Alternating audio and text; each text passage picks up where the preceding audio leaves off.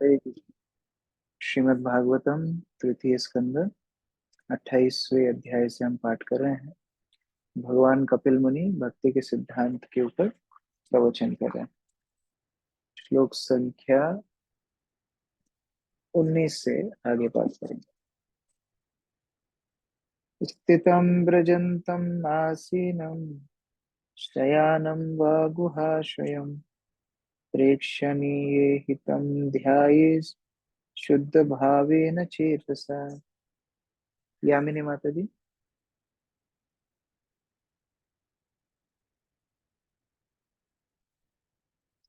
यामिनी माता जी पढ़िए।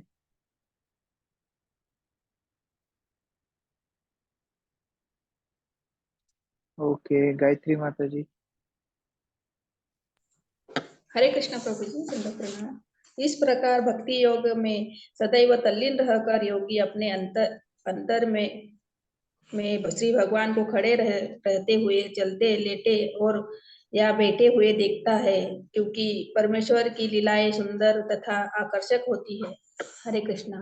तो भगवान की केवल योगी छवि ही नहीं देखता, जो भक्ति योग के माध्यम से शुद्ध मन से भगवान को ध्यान करते हैं, वो भगवान को सक्रिय रूप से लीला करते हुए दर्शन हृदय में करते हैं। तात्पर्य सुजाता माता जी। हरे कृष्णा प्रभु जी, दंडवत प्रणाम। तात्पर्य: अपने मन से पूर्ण पुरुषोत्तम भगवान के स्वरूप का ध्यान करने की क्रिया तथा श्री भगवान के यश तथा लीलाओं की गुणगान करने की क्रिया एक समान है। अंतर केवल इतना है कि श्री भगवान की लीलाओं को सुनना तथा उन पर मन को स्थिर करना मन के भीतर श्री भगवान के रूप का ध्यान धरने की अपेक्षा सरल है, क्योंकि इस युग में जब भी कोई श्री भगवान का चिंतन करने लगता है तो मन विचलित हो जाता है और नाना प्रकार की उद्विग्नताओं से मन के भीतर श्री भगवान को देखने की विधि में गतिरोध आ जाता है। किंतु जब श्री भगवान की दिव्य लीलाओं की प्रशंसा करते हुए शब्दोच्चार किया जाता है तो हम सुनने हेतु बाध्य हो जाते हैं। यह श्रवण की क्रिया मन में प्रवेश करती है और योग का अभ्यास स्वतः संपन्न होता जाता है। उदाहरणार्थ, यदि श्री भगवान द्वारा गोचारण के लिए अपने गायों तथा मित्रों के साथ चारागाह तक जाने का वर्णन श्रीमद् भागवतम से पढ़ा जा रहा हो और यदि इसे कोई बालक भी सुने तो उसको सुनने से ही श्री भगवान की लीलाओं के ध्यान का लाभ प्राप्त हो सकता है। सुनने में मन लगना भी सम्मिलित होता है। भगवान श्री चैतन्य ने संस्तुति की है कि इस कलयुग में मनुष्य को सदैव श्रीमद् भगवत गीता का कीर्तन तथा श्रवण करना चाहिए। वे यह भी कहते हैं कि महात्माओं को चाहिए कि वे श्री भगवान की महिमा के कीर्तन में सदैव लगे रहें, जिससे अन्य लोग सुन करके वैसा ही लाभ उठा सके। योग के लिए श्री भगवान की दिव्य लीलाओं का ध्यान आवश्यक है, चाहे वे खड़े हों, चलते हों या लेटे हों। हरे कृष्ण। तो यहाँ पर एक बहुत महत्वपूर्ण बिंदु प्रभुपाद जी बता रहे हैं कि यदि हम योग के उस स्तर पे ना हो कि हृदय में भगवान का दर्शन कर पाए, तो भी हम वो वही लाभ उठा सकते हैं भगवान की कथा श्रवण करने से। अगर हम केवल श्रवण करें तो भी हम वही लाभ उठा सकते हैं जिस तरह योगी भगवान का चिंतन प्राप्त कर रहा है।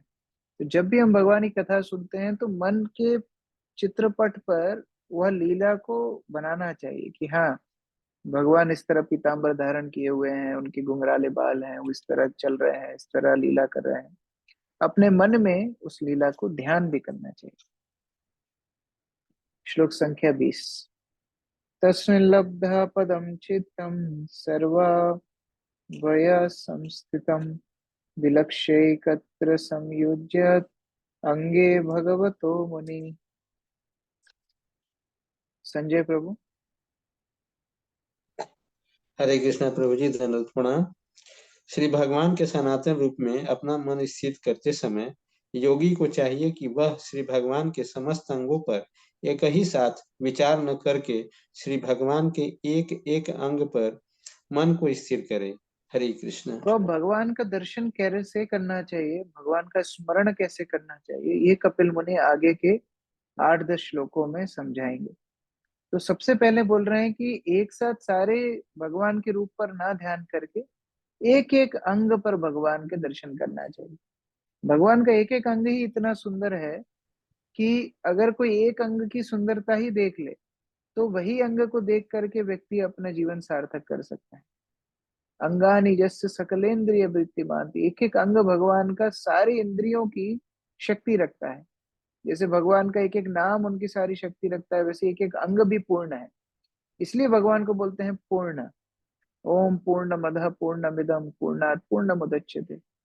क्योंकि भगवान हर वस्तु में पूर्ण है। तो एक एक अंग के ऊपर भक्त को दर्शन करना चाहिए। तात्पर्य अर्चना माता जी। हरे कृष्ण प्रभु जी, प्रणाम। मुनि शब्द अत्यंत महत्वपूर्ण है। मुनि वह है जो चिंतन, अनुभव तथा निश्चय करने में अत्यंत पटु हो।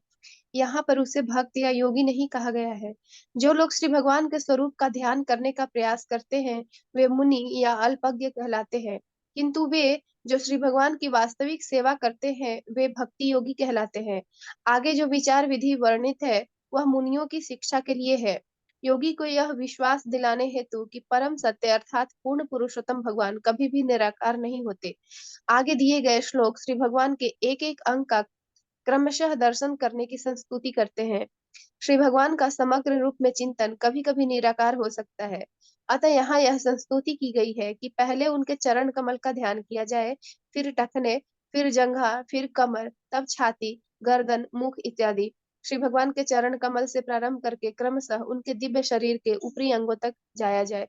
हरे कृष्ण। तो ये क्रमबद्ध रूप से भगवान का दर्शन करना चाहिए। जब भी हम मंदिर में भी आए तो अभी जो 21वें श्लोक से कपिल मुनि जो सिद्धांत बता रहे हैं उसका ध्यान रखना चाहिए।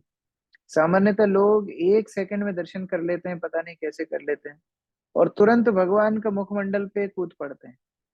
मुखमंडल से नहीं, चरणों से दर्शन धीरे धीरे ऊपर की तरफ करना चाहिए। श्लोक संख्या 21 से कपिल मुनि बहुत सुंदर रूप से समझाया है। संचिन्तयेद् भगवतश्चरणारविन्दम् व्रजाङ्कुशध्वजसोरुरलञ्छदानदम् उत्तुङ्गरक्तविलसन्नखचक्रवाल ज्योत्स्नाभिराहात् महद्बृहद्यानधङ्करम्। मधु माता जी पढ़िए।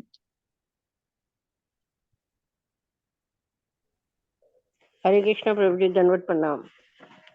भक्त को चाहिए कि सर्वप्रथम वह अपना मन भगवान के चरण कमलों में केंद्रित करे, जो व्रज, अंकुश, ध्वजा तथा कमल चिन्हों से सुशोभित रहते हैं।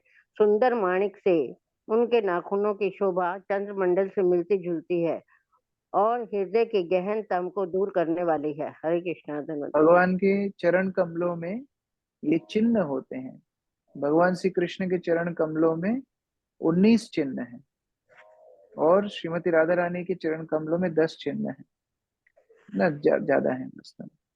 तो ये 19 चिन्ह भगवान के ब्रज, अंकुश, ध्वजा, चंद्रमा, एक मछली इत्यादि बहुत सारे अंग उसमें चिन्ह हैं, जिनके अपने अपने सार्थकता है। हर एक चिन्ह के पीछे एक एक कथा है। तो ये चिन्हों के ऊपर भक्त को ध्यान करना चाहिए। जैसे भगवान के चरण कमलों में मछली का आकार है। ये मछली का आकार क्यों है? क्योंकि कामदेव के ध्वजा चिन्ह है मछली, और कामदेव को परास्त किया है भगवान ने, इसीलिए भगवान के चरणों में उनका ध्वजा चिन्ह मछली अंकित है। उस भगवान का नाम है मदन मोहन। एक भगवान का चंद्रमा का चिन्ह है, अर्ध चंद्रमा का, क्योंकि भगवान की कांति देख करके एक बार चंद्रमा मूर्छित होकर के गिर गया और टुकड़े टुकड़े चंद्रमा के हो गए। तो वो टूटा हुआ चंद्रमा का टुकड़ा भगवान के चरण कमलों में ये चिन्हित है। इस तरह एक एक चिन्ह के पीछे अलग अलग सार्थकता है। तो भगवान के चरण कमलों के ऊपर इस तरह भगवान भक्त को ध्यान करना चाहिए। सर्वप्रथम चरणों के ऊपर ही दर्शन करना चाहिए। तात्पर्य रेखा माता जी।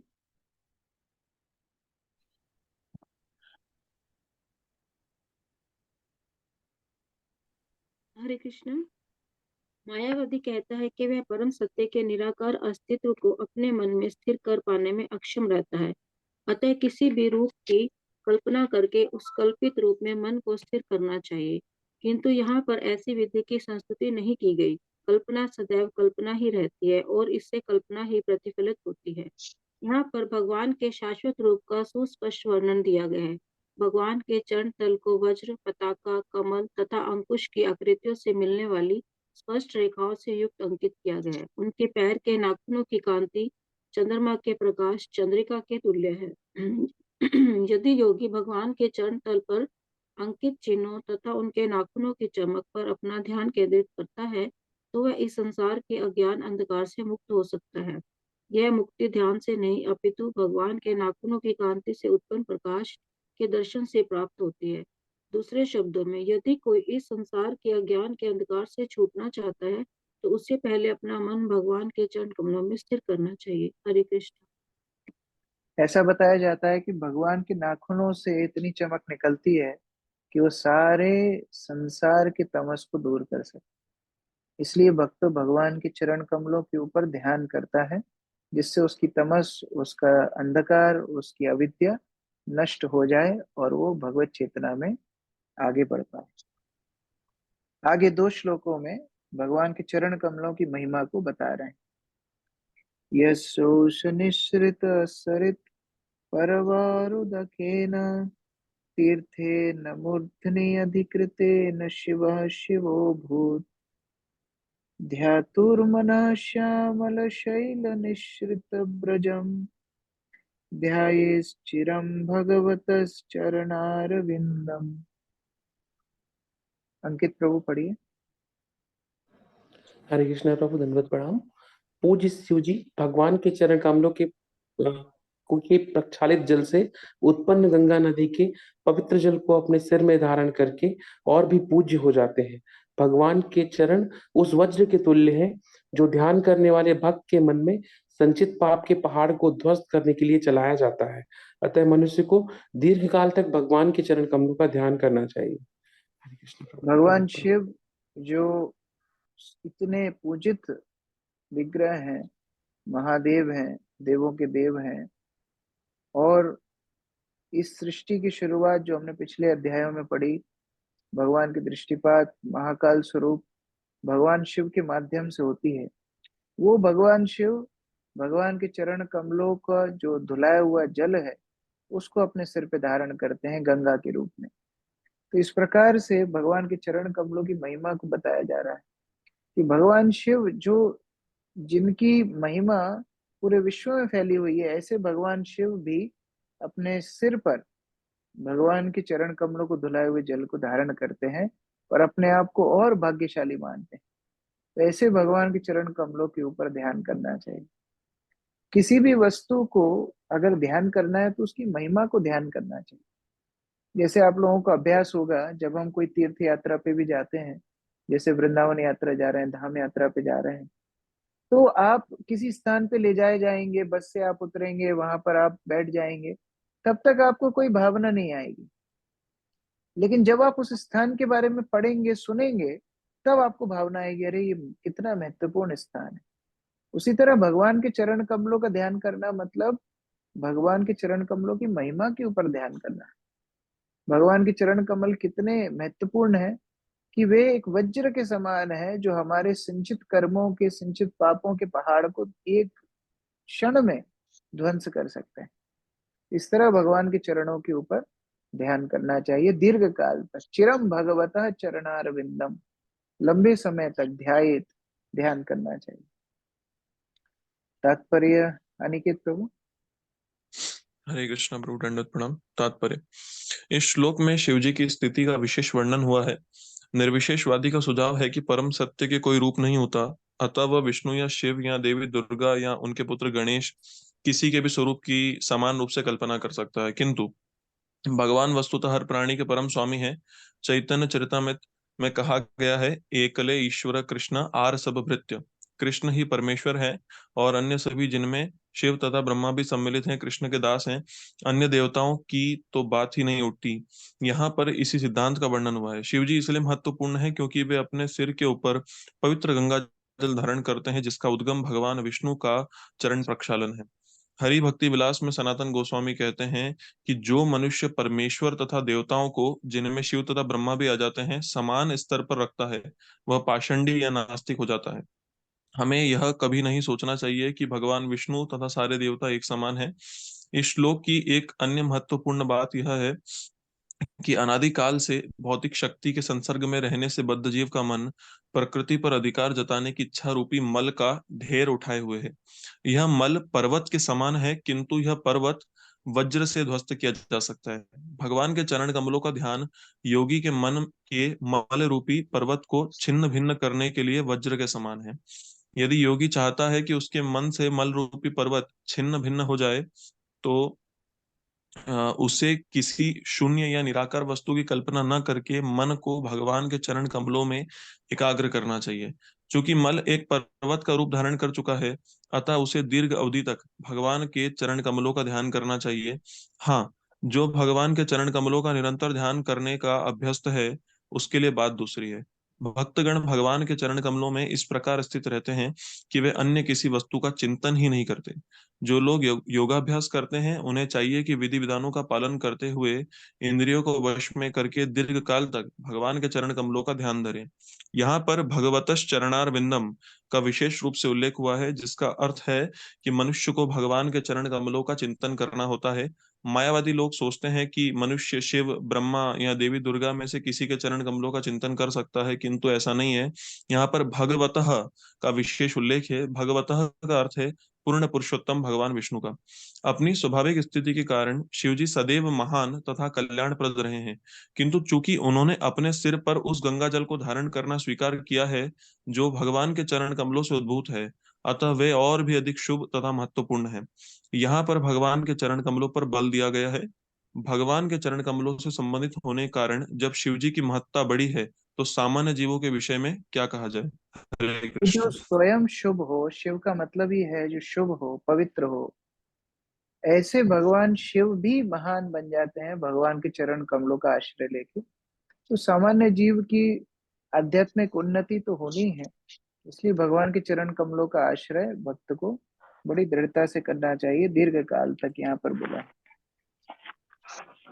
जानोद्वयं जलज लोचनाय जनन्या लक्ष्म्याखिलस्य सुरवन्दिताय विधातुः उर्वोर्निधाय करपल्लवरुचिसाय संलालितं हृदि विभो अभवस्य कुर्यात्। परमेश्वरी माता जी।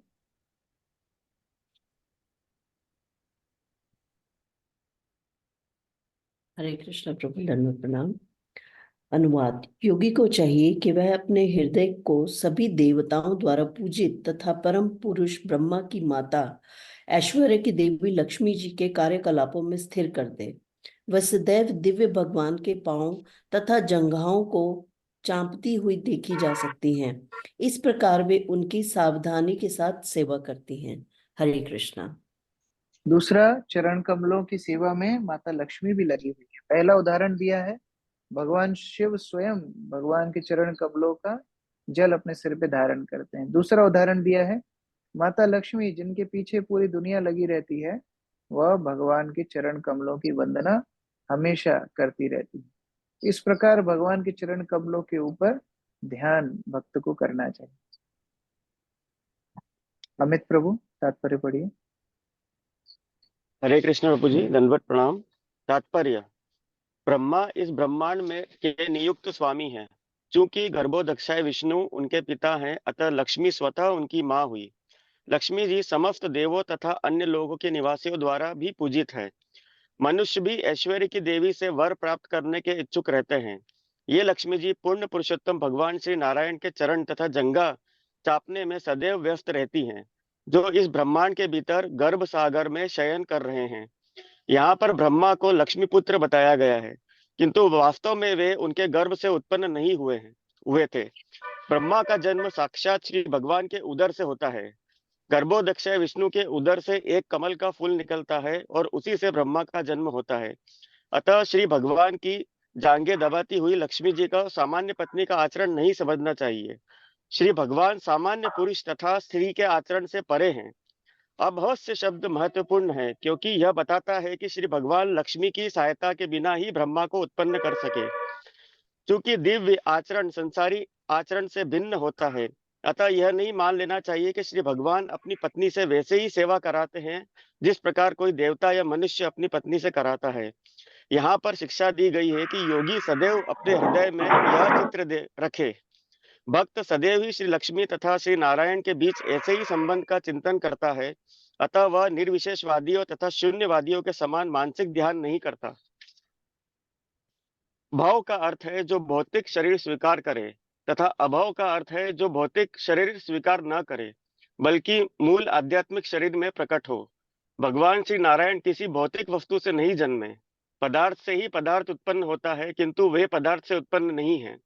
ब्रह्मा का जन्म सृष्टि की रचना के पश्चात हुआ, किंतु श्री भगवान सृष्टि के पूर्व भी उपस्थित थे। अतः श्री भगवान का कोई भौतिक शरीर नहीं है। हरे कृष्ण प्रभु जी। इस प्रकार ब्रह्मा जी के पिता भगवान श्री विष्णु, उनके चरण दबाते हुए माता लक्ष्मी और उन सभी की महिमा को बढ़ाते हुए यहाँ पर कपिल मुनि एक भक्त को क्या ध्यान करना चाहिए उसके विषय में बता रहे हैं। अभी चरणों से ऊपर उरु सुपर्ण भुजयोर अधिसोम शोभमान ओजो निधि अतशिका कुसुमावभाषो व्यालंबि पीतवरवाससि वर्तमान कांची कलाप परिरंभि नितंब बिंबम। रुक्मणी चंद्रिका माता जी। हरे कृष्णा प्रभु जी, दंडवत प्रणाम। फिर ध्यान में जोगी को अपना मन भगवान की जांघों पर स्थित करना चाहिए, जो समस्त शक्ति की आगार है। वे अलसी के फूलों की कांति के समान सफेद नीली हैं, और जब भगवान गरुड़ पर चढ़ते हैं तो ये जांघें अत्यंत भव्य लगती है। योगी को चाहिए वह भगवान के गोलाकार नितंबों का ध्यान धरे, जो करदनी से गिरे हुए हैं, और यह करदनी भगवान के एड़ी तक लटकते पीताम्बर पर टिकी हुई है। हरे कृष्ण प्रभु जी। तो अब भगवान के चरणों से ऊपर उनकी एड़ियां, उनकी जांघें, उनके पीताम्बर वस्त्र इत्यादि के ऊपर भक्त ध्यान करता है। ये सारे ध्यान ओम नमः मन को शिवाय, पवित्र ओम करने के नमः हैं। शिवाय, हर हर बोलो। हरे कृष्ण, नमः शिवाय। तो उस तरह यहाँ पर भगवान के अलग अलग अंगों के ऊपर ध्यान करके जीवात्मा पूर्ण रूप से अपने आसक्तियों से मुक्त हो सकता है। तात्पर्य हरिप्रिया माता जी पढ़िए। हरे कृष्ण प्रभु जी, दंडवत प्रणाम। भगवान समस्त बल के आगार हैं और उनका ये बल उनके दिव्य शरीर की जंघाओं में बसता है। उनका संपूर्ण शरीर सारे धन, सारे बल, सारे यश, सारे सौंदर्य, सारे ज्ञान तथा सारे त्याग इन ऐश्वर्यों से परिपूर्ण है। योगी को सलाह दी जाती है कि वह भगवान के दिव्य रूप का पांवों के तलुओं से प्रारंभ करके क्रमशः घुटनों, जांघों की ओर से उठकर अंत में मुख का ध्यान करे। भगवान के ध्यान की क्रिया उनके पांवों से शुरू होती है। भगवान के दिव्य रूप का वर्णन मंदिरों में अर्चा विग्रह अथवा मूर्ति द्वारा सही सही प्रदर्शित होता है। सामान्यतः भगवान की मूर्ति का अधोभाग पीले रेशमी वस्त्र से ढका रहता है। यह वैकुंठ वेश है अथवा भगवान द्वारा आध्यात्मिक जगत में धारण किए जाने वाला वेश है। ये वस्त्र भगवान के टखनों तक लटकता है। इस प्रकार चूंकि योगी को अनेक दिव्य वस्तुओं पर ध्यान लगाना होता है, अतः कोई कारण प्रतीत नहीं होता है कि वह किसी काल्पनिक वस्तु का ध्यान करे, जैसा कि निराकारी तथा कथित योगियों में प्रथा है। हरे कृष्ण। अभी और ऊपर जा रहे हैं, जांघों से ऊपर। नाभि हृदम भुवन कोश गुहोदरस्थम यत्रात्मयोनि धिषणाखिल लोक पद्मम व्यूढ़ं हरिन्मणिवृषस्तनयोरमुष्य ध्यायेद् द्वयं विशदहार मयूख गौरम। प्रमोदानंद प्रभु जी। हरे कृष्ण प्रभु जी, धन्यवाद प्रणाम। तब योगी को चाहिए कि वह भगवान के उदर के मध्य में स्थित चंद्रमा जैसी नाभि का ध्यान करे। उनकी नाभि संपूर्ण ब्रह्मांड की आधारशिला है, जहाँ से समस्त लोकों से युक्त कमलनाथ प्रकट हुआ। ये कमल आदि जीव ब्रह्मा का वास स्थान है। इसी तरह योगी को अपना मन भगवान के स्तनाग्रों पर केंद्रित करना चाहिए, जो श्रेष्ठ मरकत मणि की जोड़ी के सदृश है और जो उनके वक्ष स्थल को अलंकृत करने वाली योगी मोतीमाला की दूध धवल किरणों के कारण श्वेत प्रतीत होती है। हरे कृष्ण प्रभु।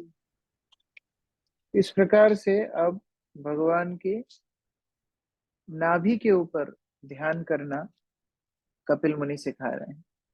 ये नाभि की स्तुति करते हुए महारानी कुंती ने प्रथम स्कंद में बहुत सुंदर प्रार्थना की, नमो पंकज नाभाय।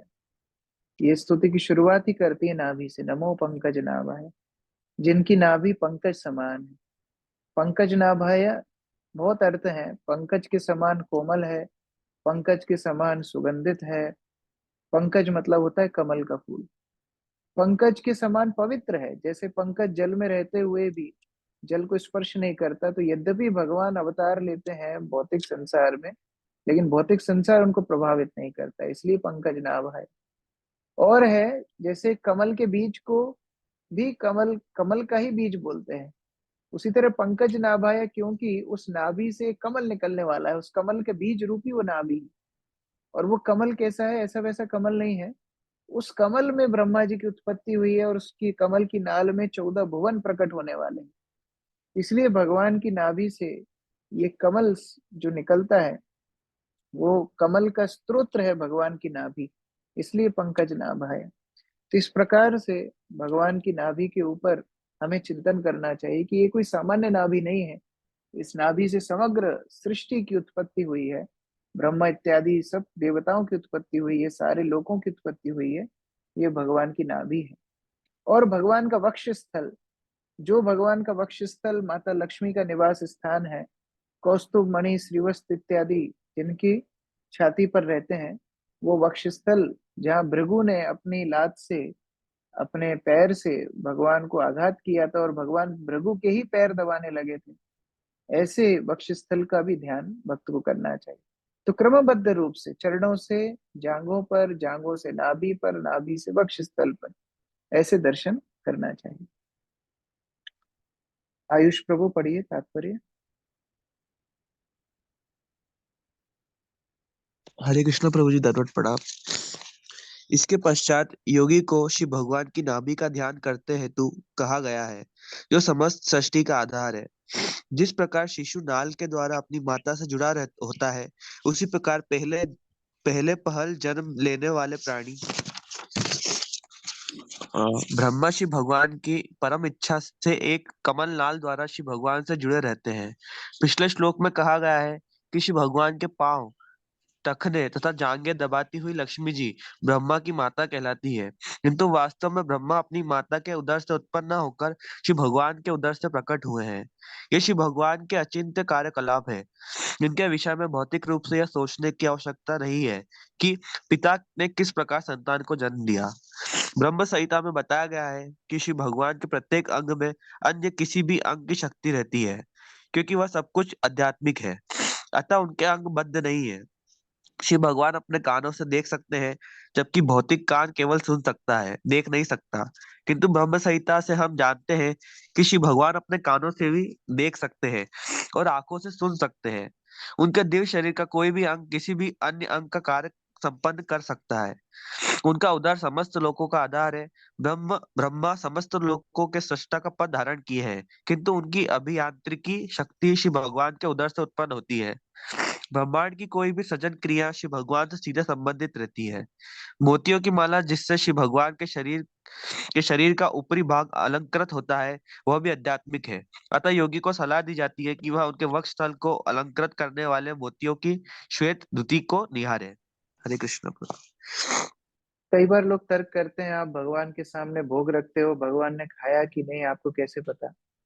जो अपनी एक इंद्रिय से सारी इंद्रिय का कार्य करते हैं वो भगवान है। अंगानि यस्य सकलेन्द्रिय वित्तिमान्ति पश्यांति पांति, देख करके ही ग्रहण कर सकते हैं। हमने पहले अध्याय में देखा था, दृष्टिपात से जो सृष्टि कर सके, नाभि से कमल निकल के ब्रह्मा की उत्पत्ति हो सके, वो दृष्टि से क्या भोजन स्वीकार नहीं कर सकते हैं?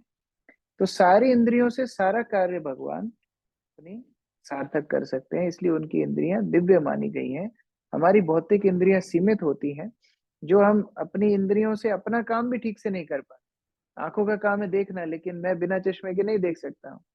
कोई भक्त लोगों को सुनने कमजोरी है तो कान की मशीन लगानी पड़ती, किसी को कोई और प्रॉब्लम होती है तो गंध नहीं आती है, जिह्वा में स्वाद नहीं आता है, बहुत सारी समस्याएं। तो हम तो अपनी एक इंद्रिय का जो काम है वो भी ठीक से नहीं कर पाते हैं, लेकिन भगवान की इंद्रियां दिव्य हैं, तो हर इंद्रिय से हर इंद्रिय का काम कर पाते हैं। इसलिए जब हम भगवान के विग्रह का दर्शन करें तो कभी भी भौतिक विचार से उसको नहीं देखना चाहिए। भगवान का हर अंग प्रत्यंग सब दिव्य है, और क्रमबद्ध रूप से हमें चरणों से शुरू करके ऊपर तक जाना चाहिए। तो अभी हम वक्षस्थल तक पहुंचे हैं, कल इसके आगे। हरे कृष्णा। ग्रंथराज श्रीमद् भागवतम की जय, श्री प्रभुपाद की जय। किसी का प्रश्न है? यस, सुजाता माता जी। हरे कृष्णा प्रभु जी श्लोक संख्या 22 के तात्पर्य में थोड़ा सा कंफ्यूजन है मुझे। फर्स्ट पैराग्राफ की जो लास्ट लाइन है, हमें यह कभी नहीं सोचना चाहिए कि परम भगवान विष्णु अन्य देवता एक साथ हैं। प्रभु जी इसमें भगवान श्री अरे ले गए सुप्रीम बताया गया है, तो ऐसा क्यों? भगवान कृष्ण, हम कृष्णा कॉन्शियसनेस में तो भगवान कृष्ण को ही पढ़ते हैं सुप्रीम। दोबारा रिपीट कीजिए क्योंकि मैं सुन नहीं पाया। क्या बोले? जो फर्स्ट है उसकी जो लास्ट लाइन है, हमें यह कभी नहीं सोचना चाहिए कि परम भगवान श्री विष्णु तथा अन्य देवता एक समान है। तो इसके ऊपर भी भगवान विष्णु को ही इसमें सुप्रीम बताया गया है, लेकिन कृष्णा कॉन्शियसनेस में आने के बाद तो हमें भगवान कृष्ण सुप्रीम बताया है। ये तो ऐसा यहाँ भी पद्म पुराण में आता है, शिवस्य श्री विष्णु। भगवान विष्णु के समान किसी भी ब्रह्मा देवी देवता इत्यादियों को भी नहीं मानना चाहिए। इसमें भगवान विष्णु का मतलब है सारे विष्णु तत्व। विष्णु तत्व में सारे भगवान के अवतार आ जाएंगे, राम लक्ष्मण बराह नरसिंह कृष्ण राम सब आ जाएंगे। लेकिन जहां अब विष्णु तत्वों की बात हो रही है तो उसमें प्राथमिकता भगवान श्री कृष्ण की, वो विष्णु तत्वों के बीच की बात। जैसे हम बोलते हैं कि सारे जीवों में मनुष्य सबसे ऊपर है, ये सही बात है, लेकिन अब मनुष्यों के अंदर भी तो ग्रेडेशन है। कोई मनुष्य राजा है, कोई मनुष्य क्षत्रिय है, कोई राजा का दास है, कोई स्वीपर है, तो उसके अंदर भी ग्रेडेशन है। तो उसी तरह जब हम सामान्य रूप से बात कर रहे हैं तो विष्णु तत्व सर्वश्रेष्ठ है, वो सही बात। अब विष्णु तत्व के अंदर की जब बात होती है तो वहाँ जो 64 कलाओं से परिपूर्ण भगवान श्री कृष्ण है, तो उनको सर्वश्रेष्ठ माना गया है। ठीक है, परमेश्वरी माता जी। हरे कृष्ण प्रभु जी, दंडवत प्रणाम। प्रभु जी यहाँ पर जैसे बताया कि चरणों के ऊपर ध्यान करना चाहिए और उनके जो चरण चिन्ह है उनके ऊपर ध्यान करना चाहिए। जब हम विग्रह के दर्शन करते हैं तो उस समय तो जो चरण चिन्ह है वो हमें दिखाई नहीं पड़ते हैं। किस तरह से मेडिटेशन ये होना चाहिए फिर? इसीलिए ध्यान करने का मतलब है भगवान की, जैसे मैं प्रवचन में बता रहा था कि जब भी हम कोई वस्तु के ऊपर ध्यान करते हैं तो उसकी महिमा का ध्यान करना है, उसकी ग्लोरीज का ध्यान करना चाहिए। जैसे भगवान के चरण देखे तो केवल ये नहीं कि चरण कैसे हैं, फूल कहाँ रखा है, तुलसी कहाँ रखा है, वो तो एक दर्शन का अंग है ही, उसके साथ उनकी महिमा का चिंतन करना चाहिए। जैसे जो 19 अंग हैं भगवान के, चिन्ह हैं चरणों के, हम कभी एक कक्षा में चर्चा कर सकते हैं। तो हर एक चरण के पीछे एक एक स्टोरी है। तो जब भगवान के चरणों का दर्शन करें तो वो कथा को स्मरण कर सकते हैं हम। जैसे यहाँ कपिल मुनि 2 उदाहरण दे रहे हैं कि भगवान शिव कैसे उनको अपने सिर पर धारण करते हैं, कैसे माता लक्ष्मी उनके चरण दबा रही हैं। तो ये सब स्मरण करने से हमको उनके चरण चिन्ह की महिमा पता पड़ेगी। 2 और बातें कपिल मुनि ने बताई कि कैसे उनके नाखूनों से जो प्रकाश निकलता है अविद्या रूपी तमस को दूर करता है, और भगवान के चरण कमल उस वज्र के समान है जो हमारे सारे पापों को नष्ट कर सकते हैं।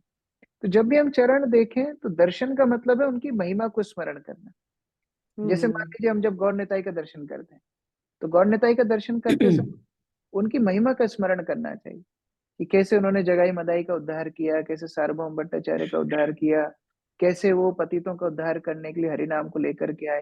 तो ये जब हम कीर्ति का स्मरण करते हैं तब दर्शन पूरा होता है। तो उसमें केवल दर्शन करने का मतलब ये नहीं कि हमको भगवान को अलट पलट के उनके अंग के दर्शन करने हैं या चिन्ह ढूंढने का प्रयास करना, ऐसा नहीं है, लेकिन उनके चिन्हों को स्मरण करके उनकी जो महिमा है उसको स्मरण करना चाहिए। ठीक है, थैंक यू प्रभु जी। और प्रभु जी मुझे कुछ पर्सनल बात करनी थी, किस टाइम फोन करूं?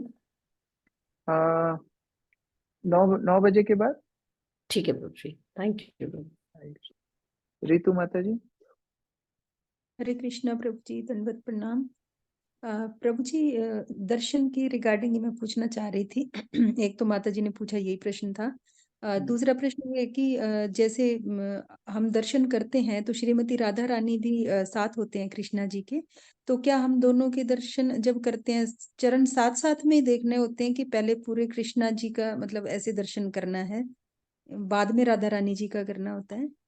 सामान्यतः राधा रानी का दर्शन पहले किया जाता है, फिर भगवान श्री कृष्ण का दर्शन किया जाता है। अगर एक ही ऑल्टर में गुरु परंपरा है तो सबसे पहले गुरु परंपरा का दर्शन किया जाता है। फिर अगर वहां पर पंच तत्व है तो पंच तत्व का दर्शन किया जाता है। तबियत ठीक होनी।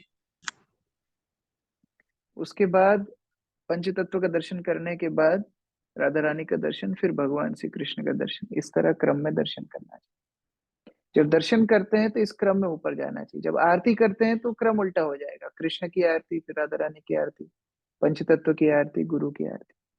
तो दर्शन जब करते हैं तो नीचे से ऊपर जाते हैं। ठीक है। और प्रभु जी, जब राधा रानी जी के भी दर्शन इसी तरह से ही करने हैं, जब पहले करेंगे तो पहले उनके चरणों हाँ के दर्शन करते हुए। हाँ, तो राधा रानी के चरण ढके होते हैं, राधा रानी के चरणों का ध्यान किया जाता है, उनको ध्यान में दर्शन करते हैं। ऐसा नहीं कि कई कई भक्त राधा रानी के चरणों को हम लोग अल्टर में भी देखते हैं, कई बार स्पर्श करते हैं, ये सब नहीं करना चाहिए। जब राधा रानी की एक मर्यादा है, उनके चरण ढके रहते हैं, तो मन में ही उनका दर्शन करना चाहिए। उसके बाद धीरे धीरे ऊपर उनके अंगों का दर्शन करते हुए जब राधा रानी का दर्शन पूरा हो जाएगा, फिर कृष्ण के दर्शन करने चाहिए। थैंक यू प्रभु ठीक जी। है। रेखा माता जी। हरे कृष्णा प्रभु जी। मुझे लास्ट चैप्टर के श्लोक 10 में था कि भौतिक जीवन बोध के अधीन चेतना 3 अवस्थाओं में कार्य करती है, जागृत, सुप्त और निद्रा। थोड़ा सा बता दीजिए। जागृत चेतना मतलब जहां इंद्रियां सक्रिय होती हैं। सुप्त चेतना मतलब जहां पर इंद्रियां निष्क्रिय हैं। सुप्त अवस्था की एक और अवस्था होता है सुषुप्ति, जहां पूर्ण रूप से इंद्रियों से व्यक्ति का संपर्क ही टूट जाता है। वो इतना गहरा नींद में है कि अब इंद्रियां पूर्ण रूप से उसका संपर्क इंद्रियों से टूट गया है। इसलिए सुषुप्ति को भगवत चेतना के काफी पास माना गया है, क्योंकि जो शुद्ध भक्त होते हैं उनका भी इंद्रियों से संपर्क नहीं होता है, और सुषुप्ति में ज्यादा गहरी नींद में भी व्यक्ति इंद्रियों के संपर्क में नहीं होता है। इसका मतलब ये नहीं कि ज्यादा सोना चाहिए, लेकिन एक एक समझने के लिए एक उदाहरणार्थ वहां पर बताया गया है। ठीक है। हरे कृष्ण। और स्वप्न, हाँ, और स्वप्न अवस्था मतलब जहां भौतिक जो स्थूल इंद्रियां हैं उससे तो जीवात्मा सक्रिय नहीं है, लेकिन सूक्ष्म इंद्रियों से सक्रिय है, तो वो स्वप्न अवस्था बोली जाती है। ठीक है। हरे कृष्ण। श्रीमद् भागवतम की जय। प्रमोदानंद प्रभु जी कुछ बोल रहे हैं? धन्यवाद प्रभु जी। अभी आपने बताया कि जब आप आरती करते हैं तो सबसे पहले ठाकुर जी की आरती करें, भगवान कृष्ण की आरती करें, और उनसे दीप करना चाहिए। तो पीछे हमने एक बार आपने किसी ने बताया था कि आरती करने से पहले गुरु महाराज की, बाबा जी की, आपको उनसे परमिशन लेनी चाहिए। हाँ, मैं आरती कर रहा परमिशन हूँ। अलग चीज है। परमिशन मतलब उनको दीप दिखाते हैं, दीप दिखाने के बाद आरती शुरू भगवान से ही करते हैं। उनकी आरती नहीं करी जाती है, उनको दीप दिखा के फिर भगवान से ही आरती शुरू की जाती है। परमिशन लेना अलग हो गया, लेकिन आरती शुरू भगवान से होती है। जी, थैंक यू प्रभु जी। हरे कृष्ण। बस कल जैसे राम जन्मभूमि गया है, तो कल भागवत किया जाएगा, उनकी गुणगान किया जाएगा प्रभु जी।